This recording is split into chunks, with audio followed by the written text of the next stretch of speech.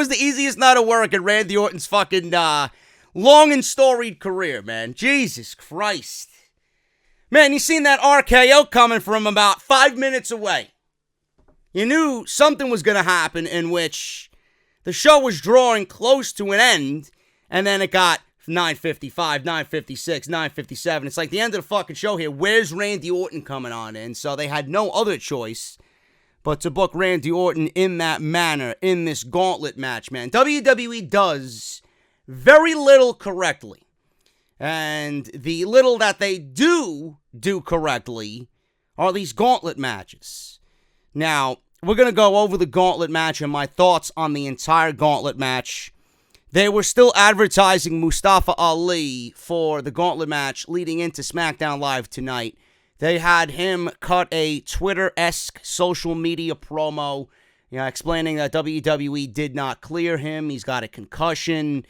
Samoa Joe, per storyline-wise, they played into the fact that Samoa Joe beat him up and Randy Orton bruised him and gave him a black eye, so he's not there. But in actuality, he's suffering from a tailbone injury, which is nagging. It's not too serious, and he's got a concussion. So they replaced him tonight. The whole thing around tonight's gauntlet match was that the New Day was going to be involved. And that the New Day were going to make a game-time decision, a last-minute decision on who was going to be in this gauntlet match. They teased Kofi Kingston. They teased Xavier Woods. They teased Big E. And in the end, it ended up being Kofi Kingston because of their teasing throughout the months. Kofi has never won a major world championship in the WWE. It's been something that he's always wanted to do. So Kofi Kingston stepped into the gauntlet match, and he was the one chosen out of everybody. Now, looking back at it and everybody's complaints on social media, why didn't they pick Andrade? Why would you want Andrade in there if you know he's not going to win? That's the only thing I can honestly tell you guys. Why would you want someone in there who you know is not going to win the match? Not only this match tonight, but the Elimination Chamber. So Andrade wouldn't have made any sense. Plus, they got to tie up loose ends and finish off Rey Mysterio and Andrade anyway on SmackDown Live. So I didn't really want Andrade in that match, even though he is the one standout name that everybody wants to see get pushed. And I'm glad people are, chattering about how great Andrade is and how he deserves a shot and how he should be here and they got him here. I love it. I love it. Just keep that momentum going. And with the AEW effect, taking shape in WWE, Andrade is going to get pushed in 2019. And in fact, Andrade is going to be my Mr.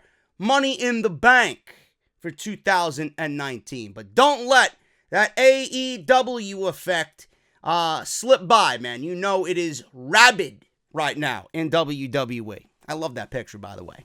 I love that fucking picture of Cody, man. That shit is fucking classic.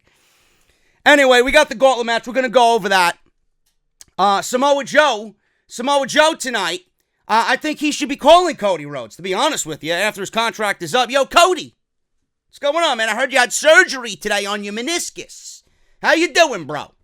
Can I fly into Jacksonville? I got a few details I want to work out. Maybe, who knows, man? I hope so, because Samoa Joe is really being mistreated on the WWE main roster. He really is. After tonight, Joe looks like a dummy. Joe looks like a blithering fool after the gauntlet match tonight. And I don't know what it is. It's like WWE just has him there. He's a good space filler, is Samoa Joe. We'll talk about it and the gauntlet match and how Kofi Kingston seemingly just slotted right on into Mustafa Ali's spot. And how Mustafa Ali, if he was there, would have been a made man tonight. So we'll go over that as well and what happened with Daniel Bryan and Randy Orton and everybody else in the gauntlet match. Charlotte Flair was on SmackDown Live tonight. And the one thing people are talking about is how much they hate Charlotte Flair. I understand this. I understand this. I'm not a big fan of Charlotte Flair either, but when people start throwing shit out to me in the form of, oh, she's overrated, I don't want to hear your conversation anymore, man. Excommunicate yourself from the conversation. Overrated, really? I mean, the woman, now granted, the woman was in a triple threat match with Asuka and Becky Lynch. Yes, it takes, more than one to tango. And in this case, she had extra two partners here to tango with at the TLC pay-per-view. But it was one of the best matches of the year.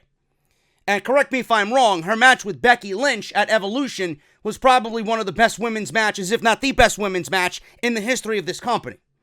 So if Charlotte Flair is overrated, and she has two matches of the year candidates in 2018, what gives you any right to say she's overrated? Yeah, it's an opinion, but your opinion is irrelevant. Your opinion is marred by stupidity. I'm not a big fan of Charlotte Flair. In fact, I'm not a fan of Charlotte Flair whatsoever. There's a difference between being a fan and being respectful of what one does in the ring.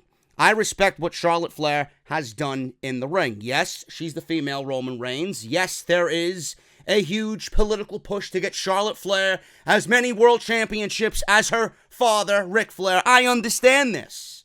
But when I get, I don't want to say attacked, but when I get stupidity hurled at me at 98 miles an hour like a fucking Justin Verlander fastball, I want to remove myself from the situation. Stupidity. Charlotte Flair is not overrated. If she was overrated, I would have let you've known already. Charlotte Flair was on SmackDown Live tonight, and people are so triggered by this that they're going on social media and they're expressing their anger about how Charlotte doesn't belong in the main event of WrestleMania and how WWE has fucked everything up already. Do you hear yourselves? Seriously, do you hear yourselves typing away? Oh my God. You hear yourselves. Now, we're going to get into it because I don't want to unleash all my fucking knowledge upon you right out of the gate. But what is so terrible about what happened on Monday Night Raw last night? Now, I'm going to throw it back at you. People always come on here and come to my channel. Oh, I'm an entitled bitch. Who is he? He thinks that the WWE is listening to him.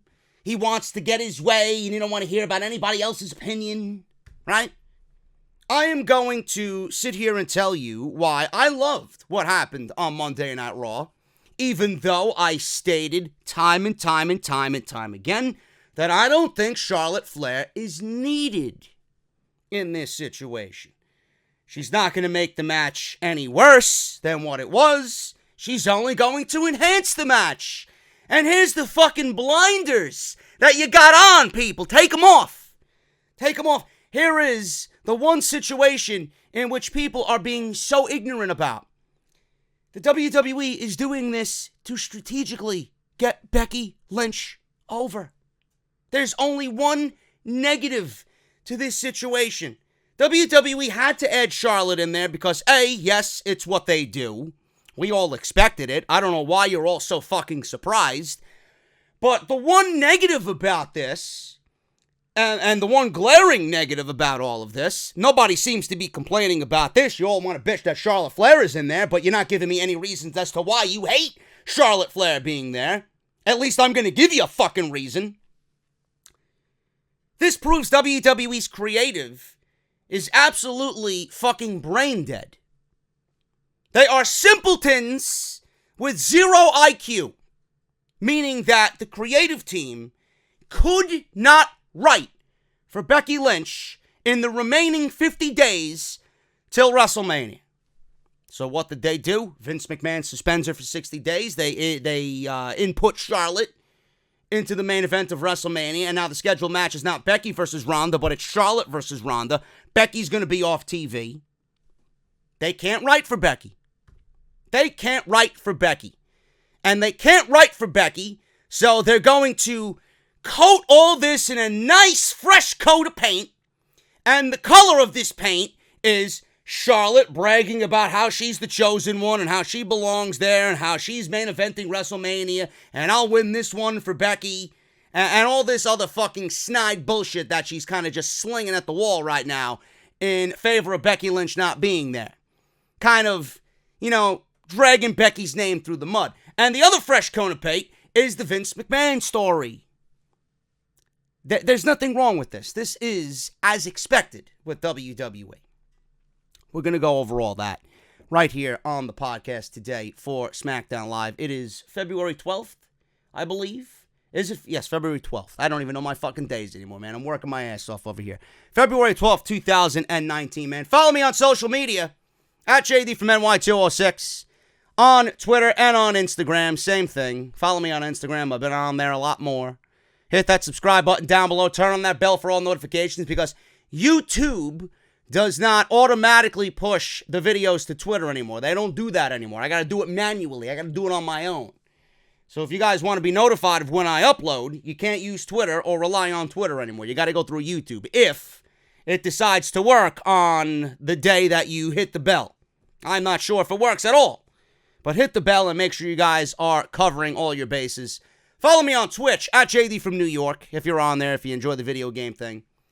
And if you guys want to support on Patreon, patreon.com/JD from NY206. I'd like to thank all of the new listeners, if you are indeed one of them, coming over from Grimm's channel, Grimm's Toy Show. If you are a new listener, please type Grimm in the comments below. I'd like to personally thank you for coming on over here.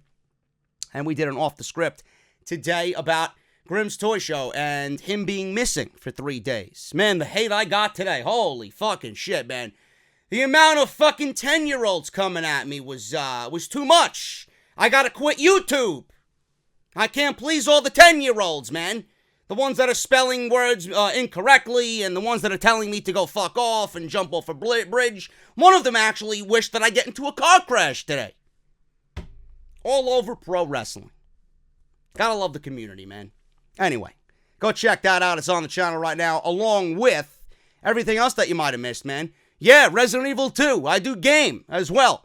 AEW 2019 schedule leaked. TV deal plans for a sequel to All In. It's going to be called All Out. I got the news on that. Also, Monday Night Raw review. I forgot to add the thumbnail in before the fucking podcast tonight, but it's on the channel. We talk about Monday Night Raw and its atrocity last night. So make sure you guys go and check that out. Go get the new shirt. Official merchandise now on bonfire.com. Link is down in the description below. We are nearing that 100 mark, man. You got all month. Make sure you guys go and get your t-shirt today off the script on bonfire.com. Become a part of JD's Elite. Thank you guys so much for all your support. Let's hit SmackDown Live tonight, man. Charlotte Flair opened up the show tonight, and I will admit, Charlotte Flair looked very good tonight. Charlotte Flair looked very, very good tonight. She makes her way out to the ring, and after last night, Charlotte Flair is the biggest heel in all of WWE. She's the most hated individual, not just woman, the most hated individual in all of WWE right now, and WWE is absolutely brilliant for booking her in this role. Now, into the Survivor Series, we were wondering what was going on. Is she stealing Becky's shtick? Is WWE trying to do with Charlotte with what they did with Becky just to make sure that Charlotte's on the same level as Becky Lynch? It seemed like Charlotte was following the coattails of Becky Lynch, and WWE did not know how to book her.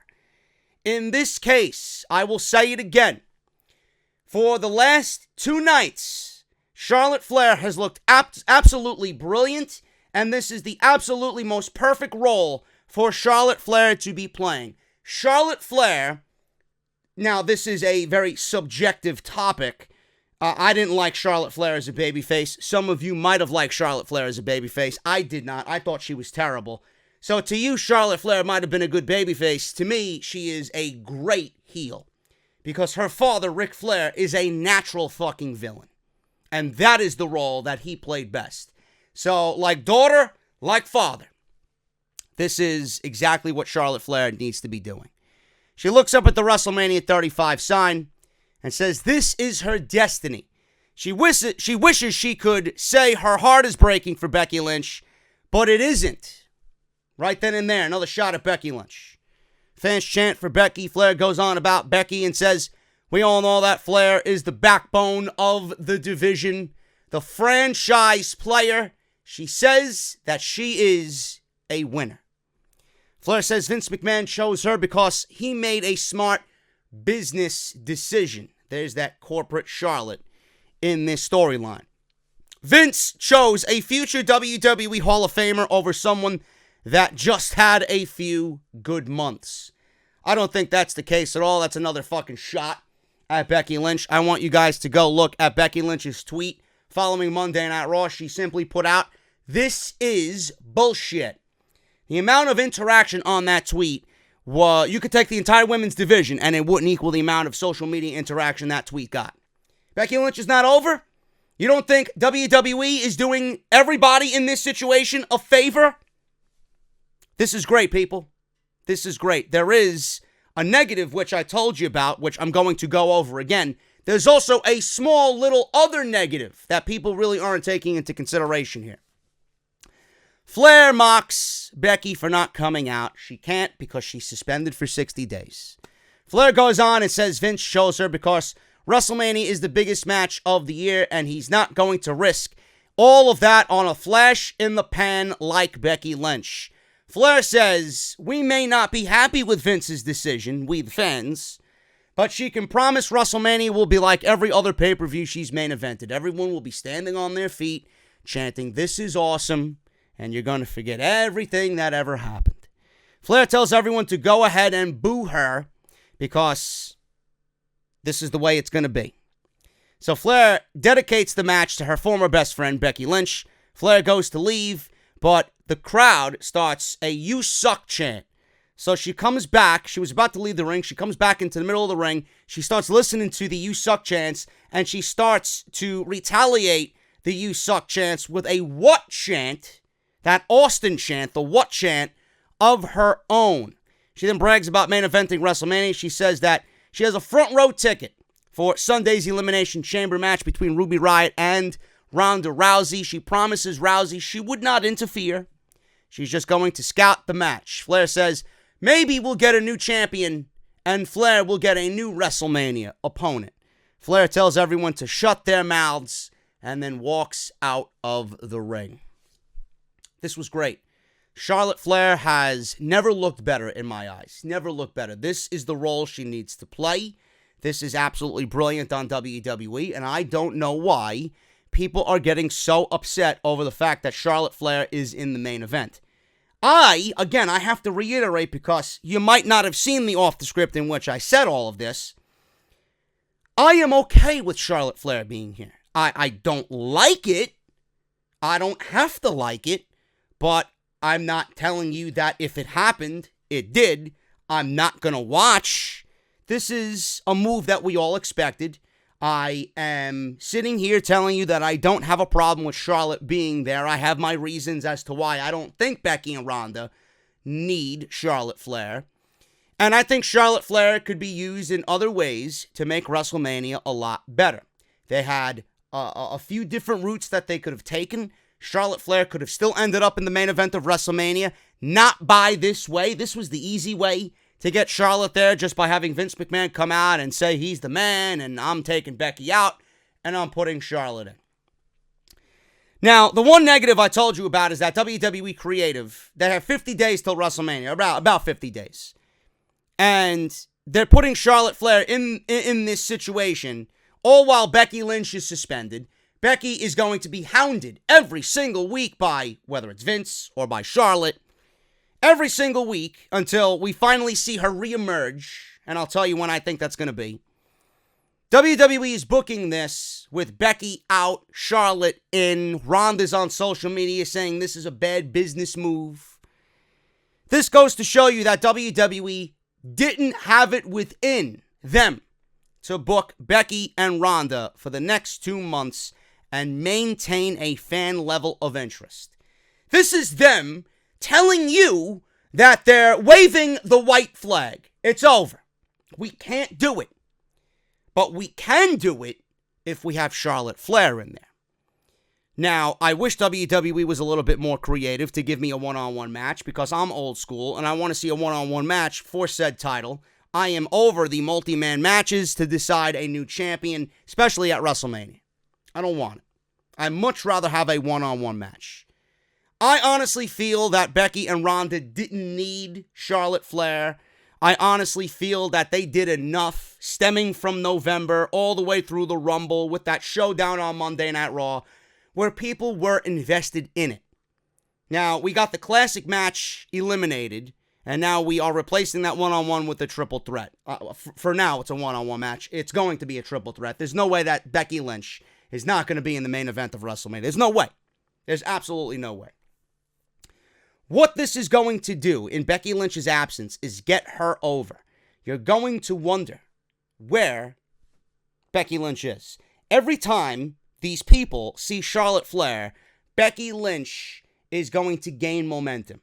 They are going to remind Charlotte Flair of who you're working for and who you fucked over. That's Becky Lynch. With every week that Becky is out, her mystique and her character and her momentum is going to grow and grow and grow. It's like you're building up a fucking super, right? In a video game, whether you're playing Destiny or you're playing like a Marvel vs. Capcom fighting game or you Street Fighter, whatever. It's like you're building up your super meter and then you're going to unleash that fucking thing when you got your opponent dead to rights and you're going to win the fucking game. That's what they're doing here. When Becky Lynch has reached maximum fucking level, she's going to show up and something's going to happen. And the storyline here, the storyline arc to this entire thing is when Becky Lynch is going to show up, where Becky Lynch is going to show up, how are they going to bring her back to television? We needed something to pique our interest going into WrestleMania season, folks. What the fuck are you complaining about? Honestly, what the fuck are you complaining about? I could give you every fucking reason under the sun. In fact, I'm going to link the video. It's a 2-week-old video. I'm going to link you the fucking video in which the first 25 minutes document why Charlotte Flair does not need to be here. I'm going to link you in the annotation. You guys can go back and watch that. I documented every fucking reason as to why I don't think this woman needs to be in the main event of WrestleMania. But in the same breath, I said if she does get added, I'm not going to mind. Because she's not going to make the match any worse. She's only going to enhance what's going to happen. She's going to enhance the match. She's going to enhance Becky Lynch. And the other negative that I mentioned outside WWE being uncreative in their booking process with Ronda and Becky, the other small little negative here is that Charlotte, just by being here, is the biggest female heel in the entire company. One. Becky is going to remain hot well after WrestleMania because now she has a reason to continue her feud with Charlotte. And number 3, Ronda Rousey, all the rumors of her going away after WrestleMania, it seems like WWE is obviously preparing for that after WrestleMania. Ronda Rousey, honestly, with Charlotte being added on Monday night and then coming out on Tuesday here, and Becky Lynch looming, she's not even on TV. She won't be on TV until after the Chamber. Ronda Rousey feels like a proverbial third wheel in this entire thing. Ronda Rousey is the Raw Women's Champion, and Ronda Rousey feels like the most unimportant aspect of this entire thing. Meanwhile, before all of this happened, she's the reason why the women are in the main event of WrestleMania to begin with. Imagine that. Going into this, the reason why the women are in the main event of WrestleMania is because of Ronda Rousey. Now, after this week alone, she is the least important thing going into this match. It's amazing how things have just completely turned over. And WWE, I don't mind that. I'm just giving you the fucking logic and the facts behind everything. Ronda is unimportant. Charlotte and Becky are more important than Ronda Rousey. They were, and they will be, and they need to be. Ronda's not going to be here. Ronda's with the WWE, but after WrestleMania, she might stick around for a month or two and then take the rest of the year off. She's done her job. Let me get the women in the main event of WrestleMania. I've done what I needed to do. Now I'm going to wait to hopefully start a family and recharge my batteries. So she's doing what she needs to do.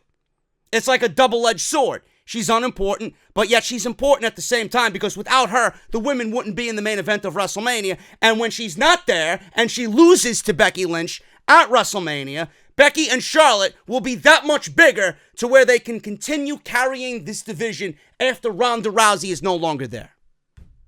Do I make sense? I think I do.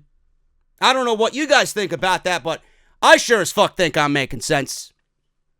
Now, when does Becky Lynch come back to television? I was discussing this with a few people tonight via text during SmackDown Live. I would not have Becky Lynch show up at the Elimination Chamber. There is a reason why they are promoting a Ric Flair birthday bash on Monday Night Raw in Atlanta, Georgia. Because that's where Becky Lynch is going to be crashing the fucking birthday party. And what I would do for Becky Lynch to get back into the match at WrestleMania is crash the birthday party and either get the disarm her on Ric Flair or Charlotte, preferably Ric Flair, right? Because it could be either one of them, but I would prefer Ric Flair.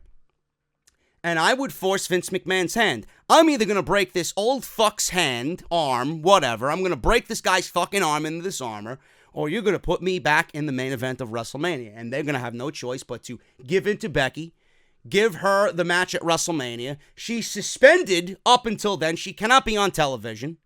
And she comes back at WrestleMania. That's it.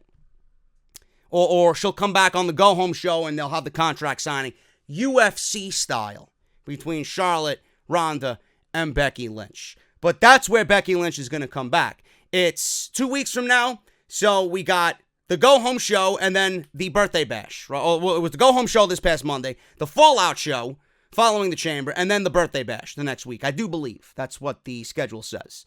So I would bring Becky Lynch back to the birthday bash on Monday Night Raw, and I would have her threaten to break Ric Flair's arm in the disarmor until she gets what she wants. How does Becky Lynch come back to television? If they don't do that, I kind of threw this out there to my buddy Jesse via text tonight. You know, the McMahons, they want to throw their name into everything, right?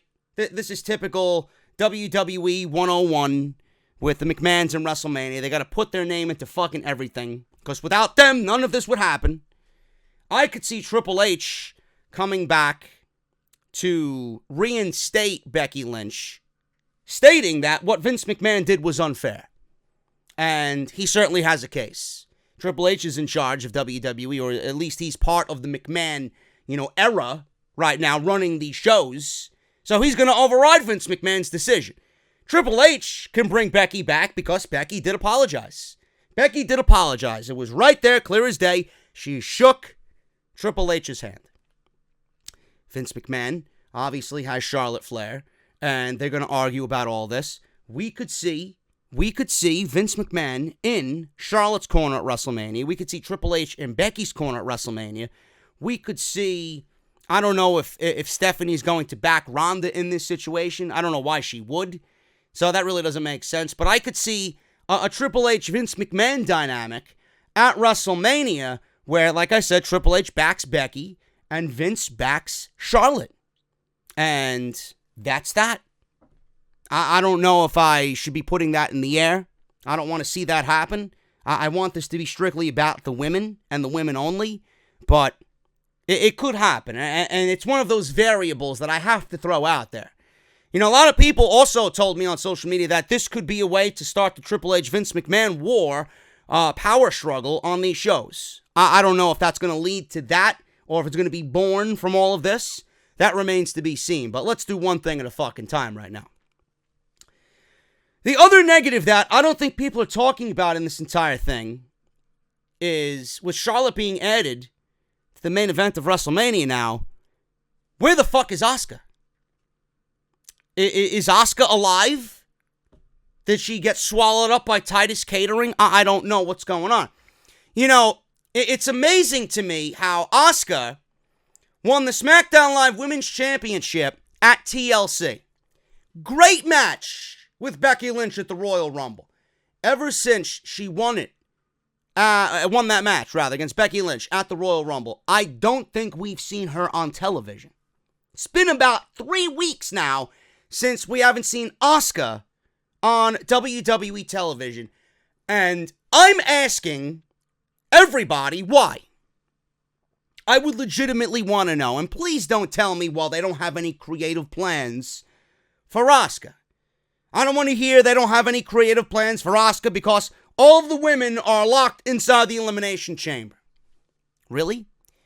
You had all of this time to build up a credible opponent for Asuka coming out of the Royal Rumble, and you refused to do so. There's two names that you brought up from NXT. There's Lacey Evans and my personal favorite, Nikki Cross. Now, instead of doing Nikki Cross, coming out as a babyface, then turning heel, she already had 2 character turnovers already in a single month. This goes to show you that WWE doesn't know what the fuck they're doing with Nikki Cross. Why are you burying Nikki Cross on Monday Night Raw, treating her like trash, teaming her with Alicia Fox, losing to Bayley and Sasha Banks in a worthless qualifying match for the Tag Team Championships? Then the next week you got her losing to Ruby Riott for absolutely no reason.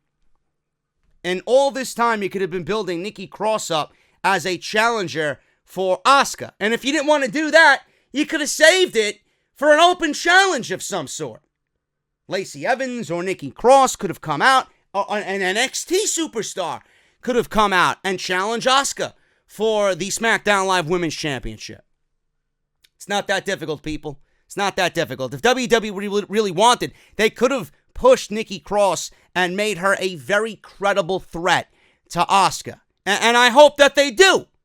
Because I think Asuka deserves a major WrestleMania match. Asuka is the SmackDown Live Women's Champ. And by the way, for all the people that want to fucking chime in and tell me that they don't have enough opponents for Asuka because all the women are locked into other things on the Elimination Chamber pay-per-view. Correct me if I'm wrong. WWE has enough time to book fucking Baron Corbin and Braun Strowman at the Elimination Chamber pay-per-view, but they don't have the resources to get Asuka a fucking opponent at the Elimination Chamber?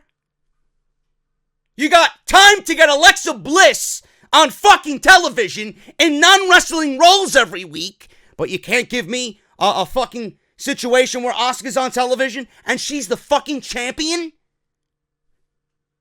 Simple-minded fucking buffoons you are. This is inexcusable. It's inexcusable. If you can make time for Alexa Bliss to have fucking TV time, then you can make time for Asuka, your SmackDown champion, to have TV time as well. I don't like that. And this is one of the reasons why I think Charlotte and Asuka 2 should have been happening at at WrestleMania for SmackDown Live. Inexcusable. Now, the only reason why I think they gave Asuka the Women's Championship, and this is unfair to her. Everybody else is doing everything else they can for the women's division. And here's Asuka, one of the front runners of this fucking thing, and she's got nothing to do. No plans for the chamber. If she's got no plans for the chamber, she's got no fucking plans for WrestleMania. Asuka out 3 weeks. She's out 3 fucking weeks. That is absolutely just ridiculous. It is fucking ridiculous. It boggles my mind how Asuka is given the championship, and I was about to say this, but I kind of briefly forgot what I wanted to say. They gave Asuka the championship. I honestly feel like they gave Asuka the championship to literally shut everybody up because she was being treated unfairly. Becky's being pushed, Charlotte's being pushed. What about Asuka? Asuka's got a miserable 2018. I honestly feel they gave Asuka the championship to shut everybody up, and now that she's got the championship, WWE, in their simple-minded fucking brains, they're probably thinking, well, she's the champion. They can't really complain about anything else. She's the women's champion. What more can they complain about? She's the women's champion. And here she is, off of television for 3 weeks in a row. That's WWE's fucking mentality with this entire thing. It's pathetic. It's absolutely fucking pathetic. The Iconics versus Carmella and Naomi versus Mandy Rose and Sonya Deville. I don't care.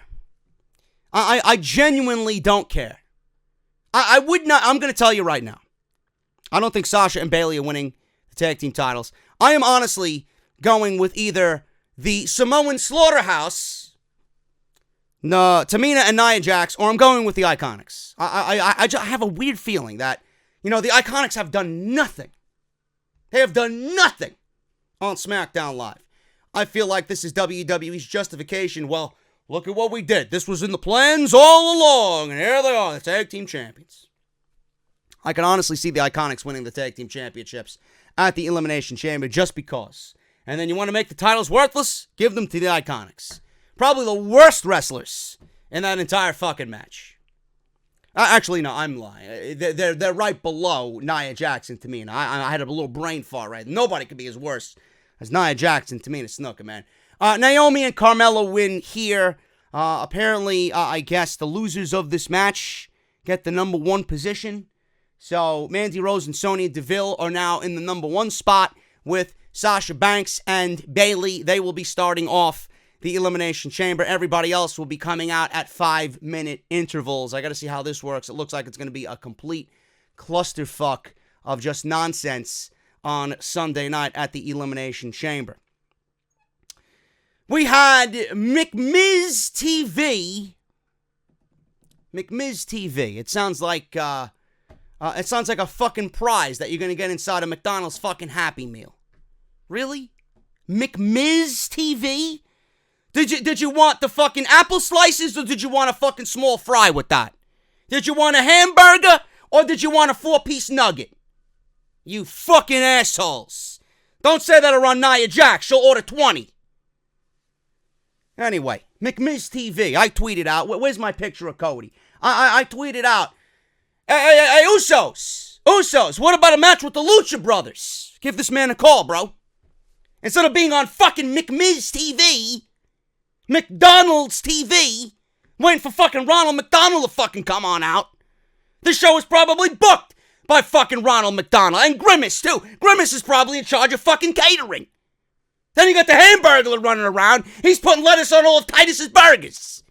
You fucking idiot. Cody probably looking at the Usos in April. Bring them on in. Take my fucking money, man. The Usos... versus the Lucha Bros. The Usos versus the Young Bucks. The Usos versus SCU. Or anybody, really. You can put 2 fucking Victoria's Secret mannequins in the ring with the Usos and it'll be a 5-star fucking match. Jesus Christ, this is what the tag team division has turned into, folks. McMiz TV. And then you want to know why people want to leave for AEW. This is WWE. Just void of booking compelling television. Did you laugh? I laughed once. Honestly, I genuinely laughed when The Miz was playing tag team battle with the Usos here. Usos were running off their mouth. You know, they know each other better than anybody because they're brothers. Us, what's my favorite color? Red. Us, what's my favorite food? Pepperoni pizza. Right? And then The Miz is mouthing off to Shane McMahon, and he goes to say... Shane, what's my favorite color? Blue. What's my favorite minor league baseball team? And he mentioned something about the mud holes or something like that. I don't remember the name. But this segment ended in the Usos super kicking Shane McMahon and The Miz. And I just think the WWE could do better. It's a joke. It is genuinely pathetic. Now, you might have found this to be entertaining. God bless you. But I find it genuinely pathetic when all other divisions and other federations and other promotions are building up tag team wrestling as a legit fucking thing. Tag team wrestling and other promotions are main eventing shows. And here we have Shane McMahon and The Miz wearing SmackDown's tag team championships, claiming that they're the best tag team in the world, with the Usos standing right in front of them. If you don't find that to be pathetic, folks, I don't know what the fuck to tell you. I genuinely do not know what to tell you. It's quite sad. Now, I hope that the Usos win this match at the Elimination Chamber and they get the tag team titles back for a 6th time. I would not be surprised at all because their contracts are coming up in April, and if they're coming up in April, then I'm sure they're going to be entertaining the thought about joining this man over in All Elite Wrestling. So I'm sure WWE is contemplating giving them the tag team championships to keep them happy, just like they did the Revival on Monday, to hopefully sign or re-sign the Usos to a long-term deal. And then this would, I guess, prompt the breakup of Shane and The Miz, leading towards WrestleMania, in which they lost the titles. They don't get a rematch because there's no rematches in the WWE anymore because they're antiquated. And then this leads to The Miz and Shane McMahon having a one-on-one match at WrestleMania. Just make sure you have some fucking, just other priorities during that match. That'll be a snooze fest, I'm sure. Don't really like it. Got to do better than that. Didn't care about what happened here with McMiz TV. Daniel Bryan, Randy Orton, AJ Styles, Samoa Joe, Jeff Hardy, and Kofi Kingston was the six-man gauntlet match. The winner of this gauntlet match gets the last position in the Elimination Chamber WWE title match on Sunday. Now, Kofi Kingston was in this match. He's in the chamber replacing Mustafa Ali. He didn't have to do anything to get that spot. They just randomly picked him.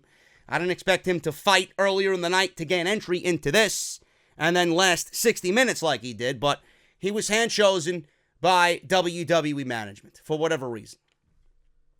Started off with Daniel Bryan and Kofi Kingston. Now, like I mentioned, WWE does very little correctly, and the very little that they do correctly are these gauntlet matches, man. These gauntlet matches are really fucking fun. And I honestly like the gauntlet match, and it was around the same time last year where Seth Rollins did his Iron Man shtick and beat John Cena and Roman Reigns in the same night and lasted an hour, and everybody was talking about that. That kind of prompted him to win the Intercontinental Championship at WrestleMania, have the Summer of Rollins, just go on a fucking tear, white hot. He was the hottest he's ever been. I can honestly see this becoming a yearly tradition with the Elimination Chamber, man. I actually enjoy this. I really think this should be a yearly tradition. And it makes sense. It makes sense. Now, as long as it's for one position, and we don't know the other positions of the remaining five guys. We'll find that out on Sunday night. I like the randomness of it. I like the unpredictability of it. I like not knowing. Just like how WWE fucked up giving away number 30 in the Royal Rumble, and then, you know, R-Truth was slated to come out, and then Nia Jax came out. I don't like anybody being destined for a number before we actually get to the Royal Rumble. I want it to be a legit surprise. 1 through 30, you don't know what the fuck or who the fuck is going to come on out or what's going to happen. I don't like it. These matches are built on surprise. And I like the fact that they do these gauntlet matches because that final 6, man, if you want it bad enough and you really want to gain entry into being the 6th guy, the last guy to come on out in that chamber match and win the WWE Championship, you're going to have to fucking win this gauntlet match, man. I like it. I think it's a great idea. Daniel Bryan and Kofi Kingston had a damn good fucking match, man. You know, I actually went back and I didn't go back, but I go back to thinking when I talk about the New Day, how I praise Big E. Everybody praises Big E, right? And I think Xavier Woods is kind of lost in the shuffle. Everybody thinks Kofi is the most athletic. Big E is athletic for a guy his size. He's big. He can move around. He's very, very quick, very nimble for a guy his size. Powerful. Everybody kind of leaves out Xavier Woods. But, man, all three of these guys, when you put them in a one-on-one situation, man, these guys can legitimately tear the house down. I love all three guys in the New Day, man. They don't get the proper respect individually. They're always seen as a trio. And I think after tonight, you know, a lot of people are going to take the New Day a little bit more seriously. At least I hope. Now, the one thing with this, I'm going to talk about it when we get there. The one thing with this is Kofi Kingston.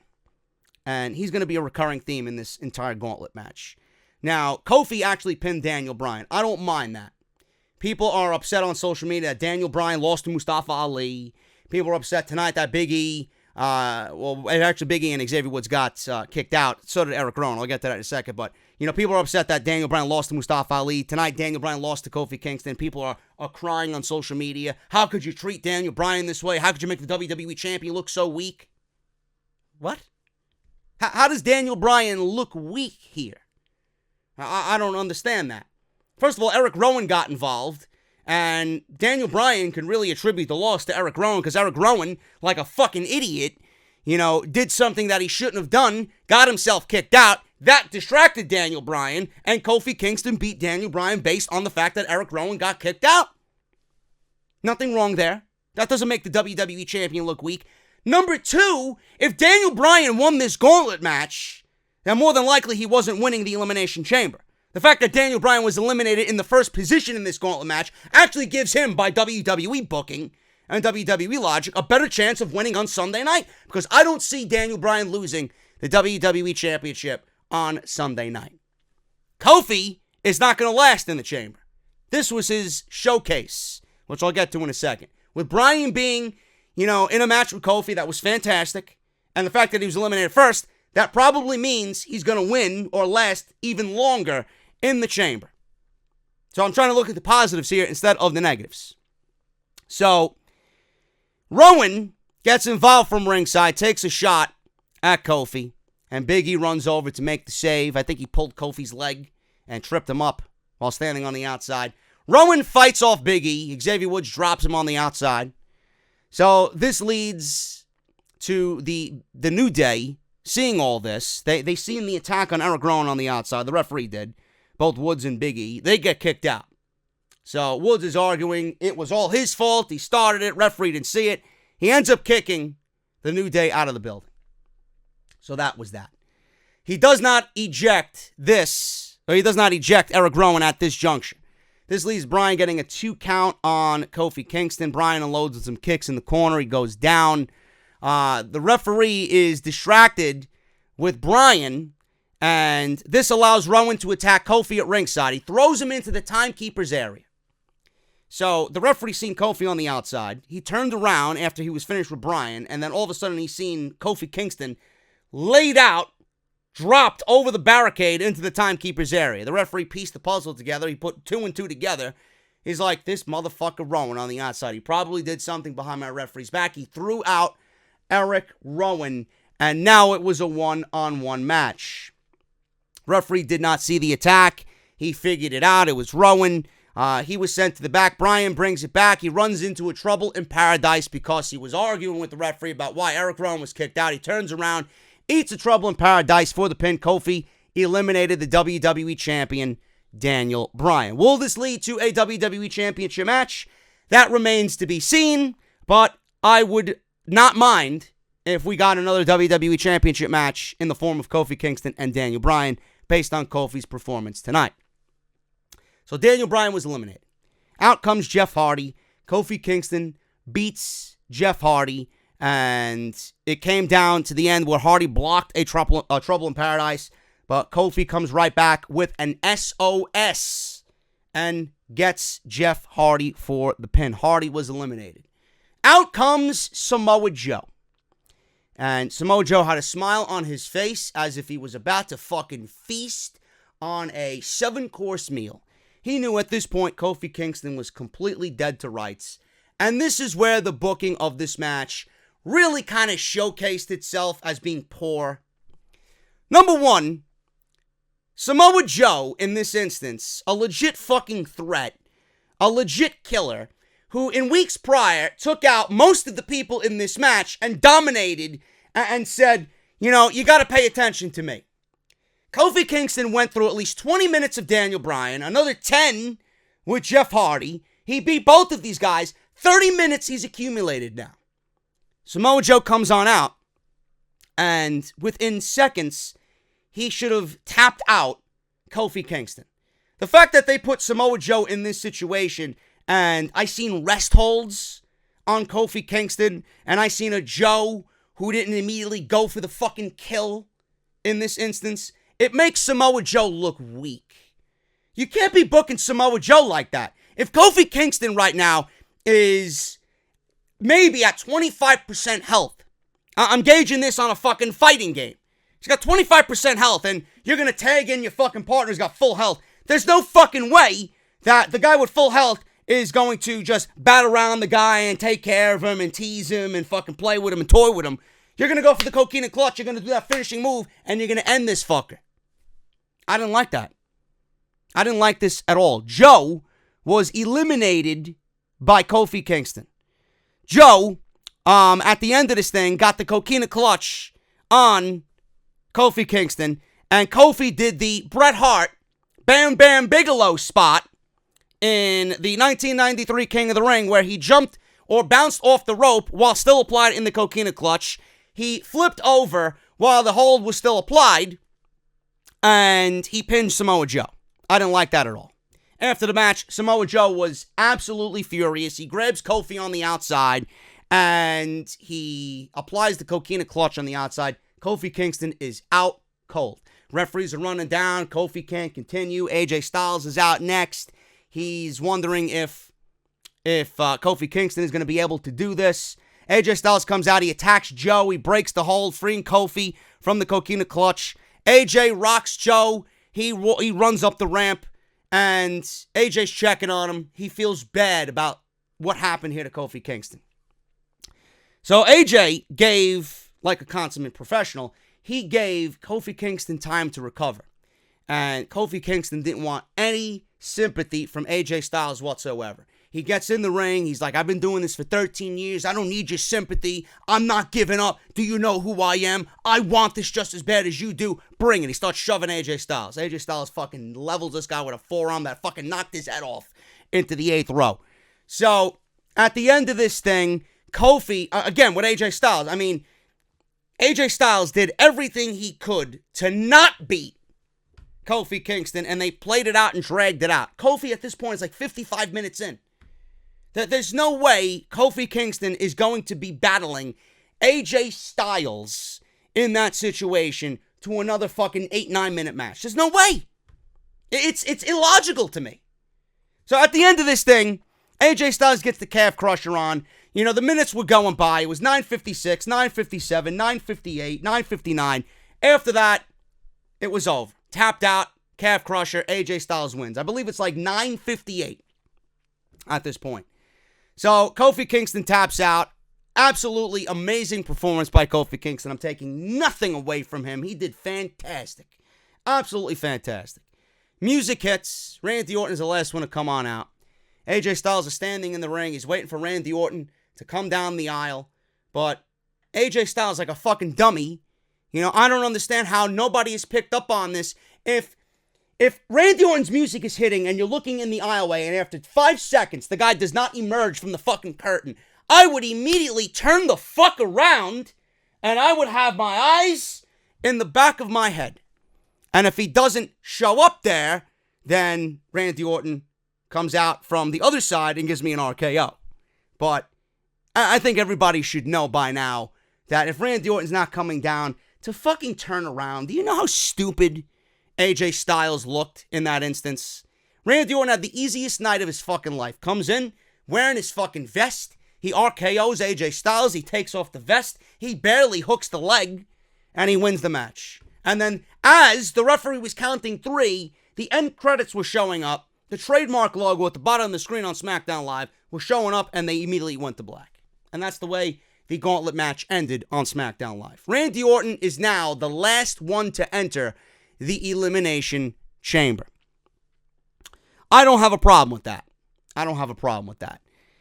The one problem I do have, and it's a very minor problem, outside the AJ Styles looking stupid and the Samoa Joe, not being, ferocious enough in that instance, it's just ridiculous. It really is ridiculous. The one thing I do have a problem with, and I'm sure a lot of people are going to talk about this, the fact that Mustafa Ali wasn't there. That they replaced Mustafa Ali with Kofi Kingston.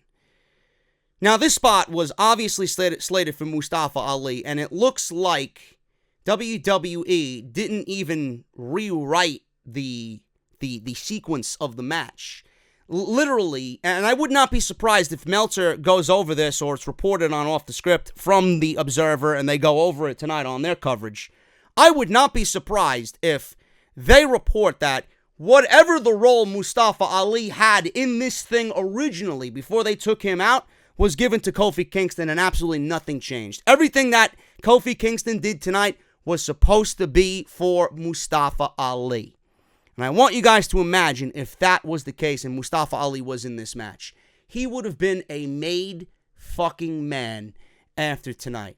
Now, I don't really understand why Kofi Kingston lasted past Samoa Joe. I don't understand that. What good did this do Kofi Kingston?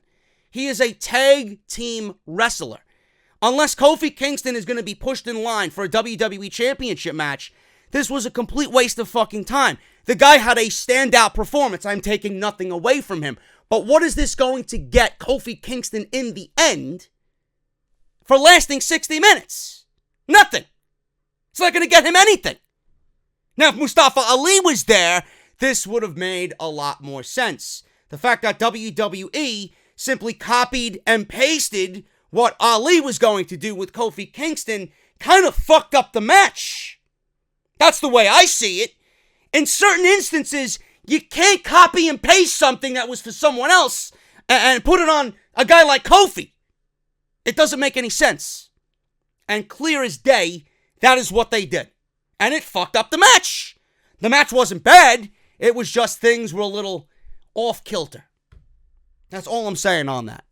Now imagine if Mustafa Ali lasted through Daniel Bryan and pinned Daniel Bryan for a second time and lasted through Jeff Hardy and beat Kofi Kingston and beat Samoa Joe and beat AJ Styles, you know? And then got the RKO from Randy Orton.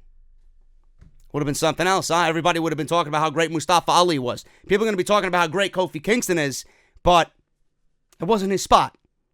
And you got to think ahead as to what's to come. What's next for Kofi Kingston? Is there going to be a follow-up to this?